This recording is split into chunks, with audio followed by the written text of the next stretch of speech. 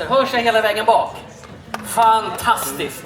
Det har nu blivit dags för oss att ta upp våran sista gäst för den här helgen. Och ni som har varit med förut, ni vet exakt hur det brukar gå till. Det vill säga, ni har chansen att ställa frågor. Jag kommer ställa lite frågor. Och är det så att ni vill ställa en fråga, räck upp en hand. Så ska vi försöka få ut en mikrofon till er. Det är lite tidsbrist, men vi ska göra vad vi kan. Vill ni inte ställa frågan på engelska så går det jättebra att ställa den på svenska. Jag översätter så gärna. Och det finns ju ingenting som våra gäster tycker så mycket om som eran kärlek. Och den mäts enklast i decibel. Så låt mig bara få testa. Hur högt kan vi låta för den sista gästen den här helgen?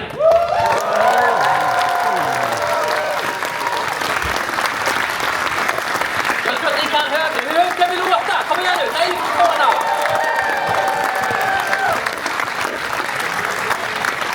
Och precis så där ska vi låta. För att våran sista gäst är född i Wales. Och han har växt upp i både England och Afrika.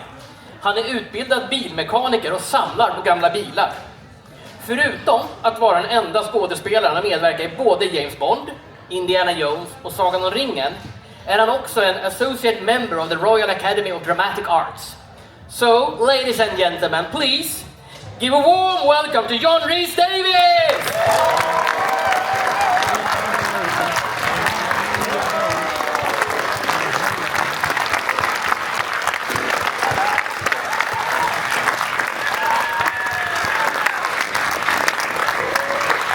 Well, thank you for that lovely warm welcome.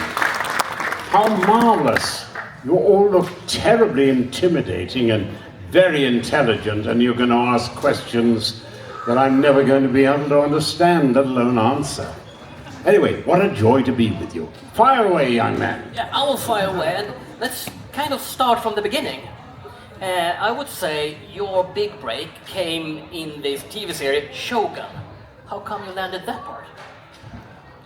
Shogun, well, yes. My bank manager called me up and said, you owe us £110, you are overdrawn. What are you going to do about it? So I called my marvelous agent that time and explained in panic that I was overdrawn. He said, leave it with me. And he came back 4 hours later and said, look, I've got your tiny little job on a television show.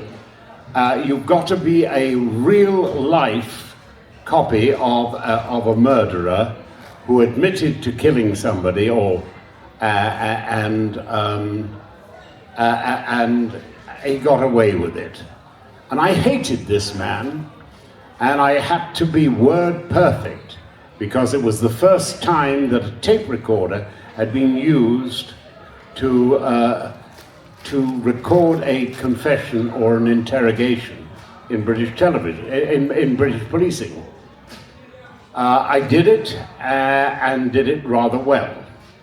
There was a casting lady called Maud Spector. She was casting a big American show. She went to the theatre.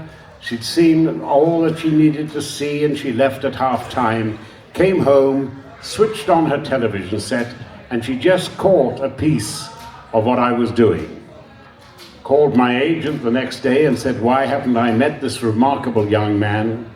Brought me in, coached me and finally got me through it. And at the end she said, John, if you do this as well as I think you can do it, you will never have to look for work again in your life. It will come to you. And actually that was sort of right.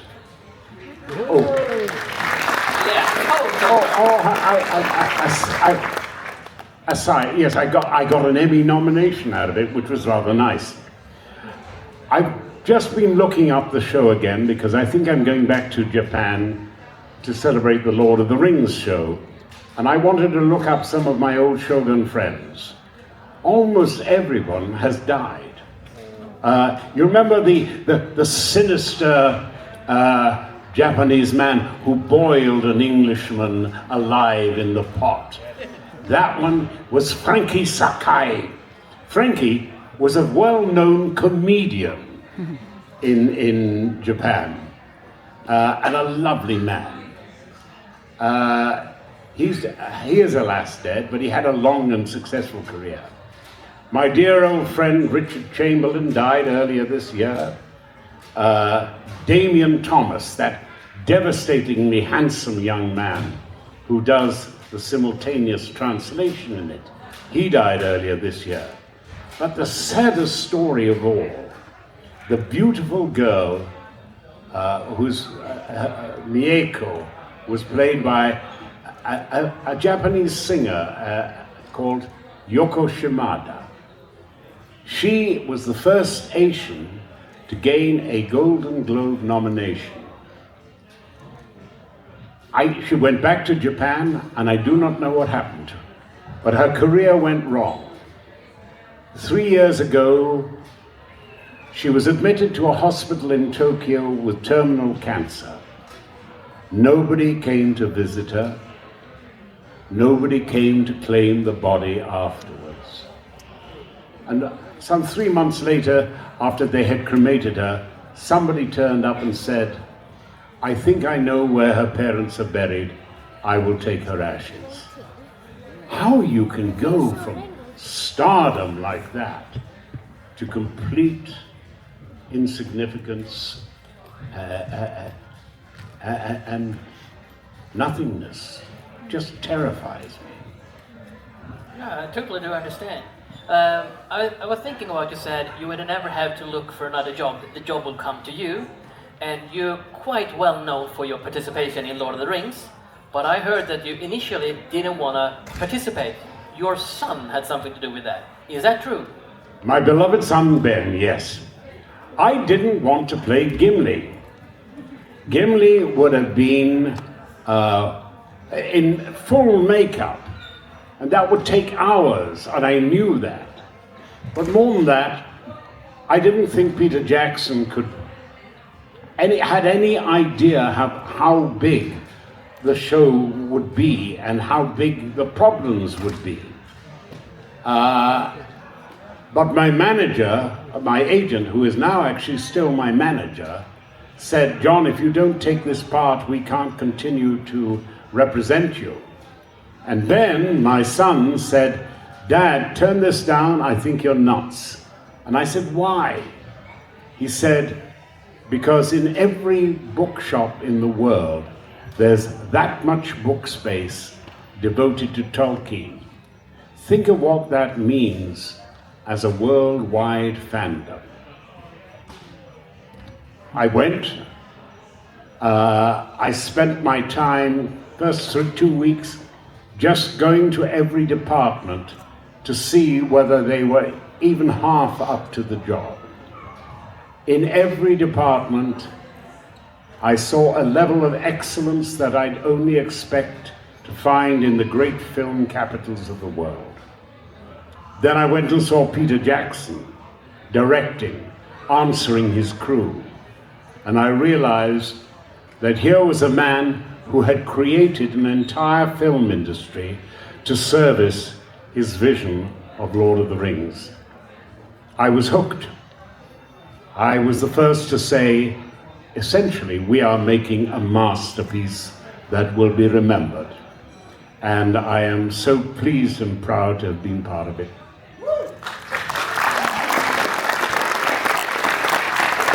And your part as Gimli is legendary, but I heard the first part you auditioned for wasn't Gimli, correct? No, we all had to do an audition. We had to sort of send in a little audition piece on camera, and I think I played. I think I offered the part that John Noble actually took, and I was really shocked when they came back and offered me Gimli. I mean, I didn't mind spending a month in New Zealand on a film that would never be seen. I get to go around New Zealand, have a lovely time, do my little bit, come home, continue with the rest of my career in Hollywood.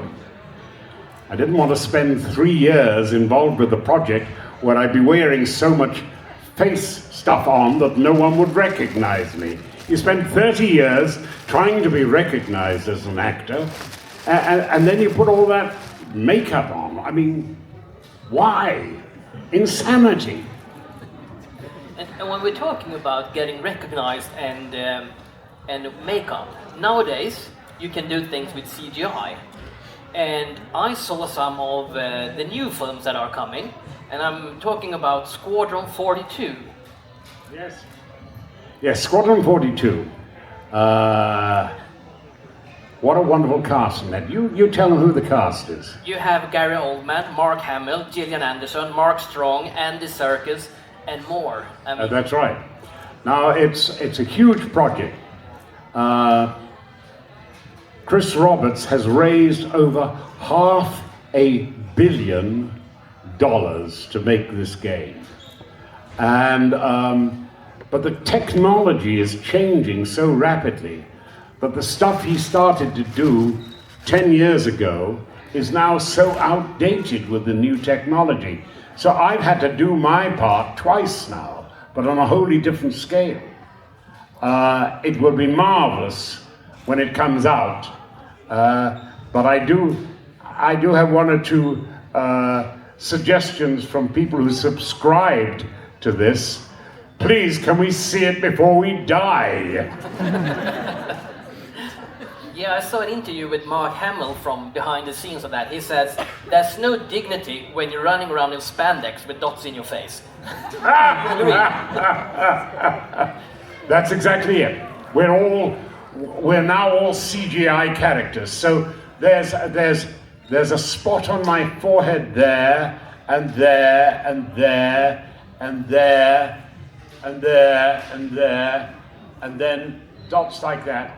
And then we're in spandex, tight-fitting spandex, and there are little dots on it, so that they can replicate the body, and by God, I have a wonderful six-pack when you see it. No belly at all, but a great six-pack. But he's right, there is no dignity at all. You know, as you're mincing around in spandex. It's, but great fun, great fun. And I will continue talking a bit about the newer films, because the film Starbright, that ought to premiere this year, James Earl Jones was originally cast as Raphael, but he dropped out because the film took too long to go into production, and you are cast as Raphael instead. Has that anything to do with your voice, or? James was a magnificent man, a great actor and a wonderful human being. And I remember once when I was doing Treebeard, I went on a radio show to say I'm not quite sure how to do this. And it was a man called Bob Hieronymus in New York who had a radio station. And he said, well, look, I have some scholarly friends who are Tolkien experts. Let's talk to them. So I explained the problem, and they came back. Only one of them answered. And Bob said to me, all right, this is what he said. There is only one actor in the world that can do justice to Treebeard. At which point, I must admit, my chest swelled a little bit. You know, modesty, of course. James Earl Jones. I told that one to James, and he said, quite right. So what can you tell us about that Starbright production? Yes, I play the Archangel Raphael. I played so many archangels, it's almost difficult to forget. But that's not true. However, yes, it's a story about a young woman who was an orphan living with her grandparents, really, on a remote farm, and wishing that her life were different. And because it's one of those very strange things, a meteor comes down in the farm, and they see it, and she goes out, and out of the meteorite pops the Archangel Raphael. And he's come to guarantee to give her wish, but also to teach her a story that that wishes may come true, but sometimes you have to make sacrifices to make them happen. It's a charming film, and well, I hope it does come out. It's been a long time in the making. We started it in 2015, I think. Now 2006, and then finished it in 2016. But it would be interesting, and I saw it the other day, and it's looking good. Cool. Good. Looking forward to that.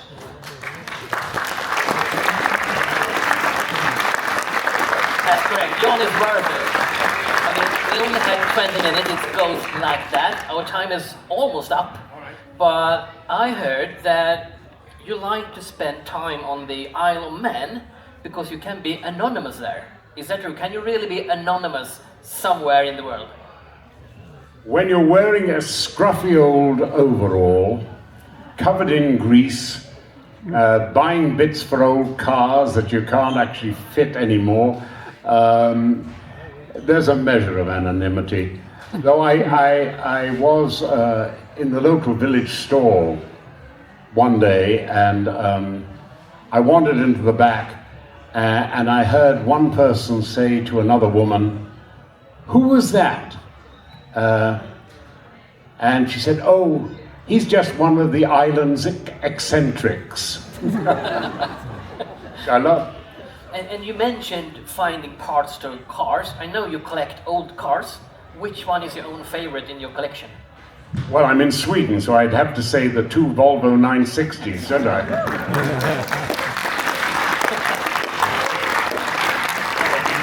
John, I would love to go on, but our time is up. It goes so fast.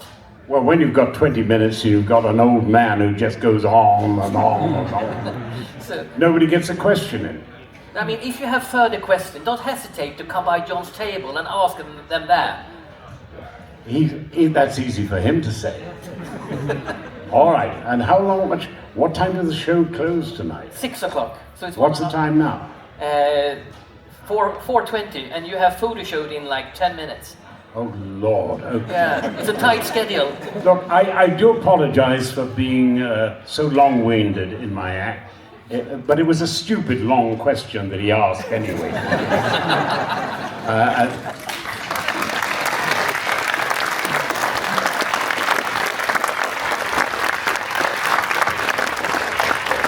When I'm right, I'm right.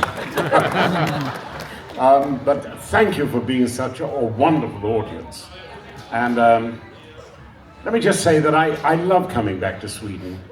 You are such a marvelous, thoughtful, intelligent, imaginative, creative, and welcoming people. Come back next year. If I can, inshallah. And isn't it odd? If I'd come to you when I first came and said, there's going to be a war in Europe and you will join NATO, you would have all looked at me and said, nah. Our job is to try and keep calm, be prepared, and try to make the world a happier and therefore safer place. God bless you all.